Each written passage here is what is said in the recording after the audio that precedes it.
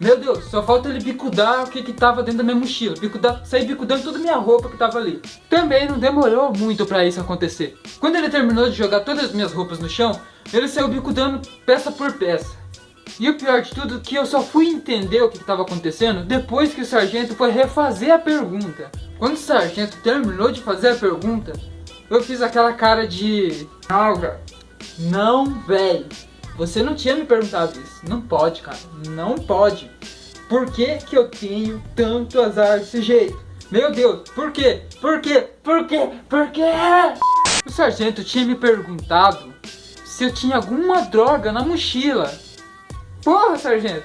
Você acha que se eu tivesse alguma droga na mochila eu ia falar que tinha? A não ser se eu fosse um burro.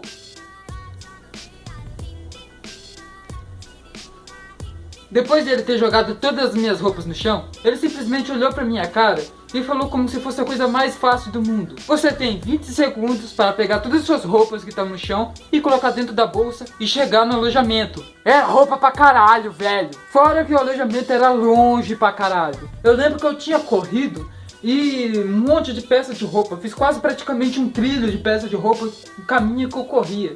Depois que eu cheguei no alojamento, eu tive que voltar. E quando eu voltei, eu vi o sargento descendo, picudando tudo que é peça de roupa que eu tinha deixado pra trás. Essa semana, para mim, foi um inferno ficar no exército. Mas pelo menos eu aprendi uma coisa. Que não é bom você dizer sim para tudo que você não entende. Então qual que é a moral da história? Não ser surdo. Se você gostou desse vídeo, não deixa de deixar o like ali embaixo. Se inscreve no canal e comenta ali embaixo se você já teve algum momento de surdez na sua vida. E é isso, fui! Você pega a cerveja e você pega uma faca também e faz um buraco no canto, bem redondinho. Não pode deixar nenhuma ferpa, senão machuca a boca. E depois do buraco feito, vamos fazer outro buraco bem no centro.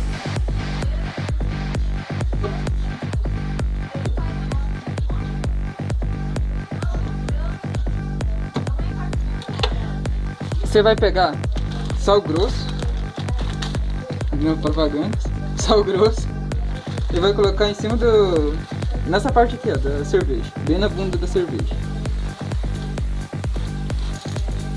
Eita porra!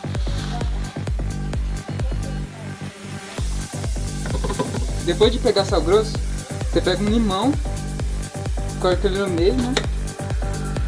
E espreme em cima. Esse é o jeito correto de se tomar na bunda.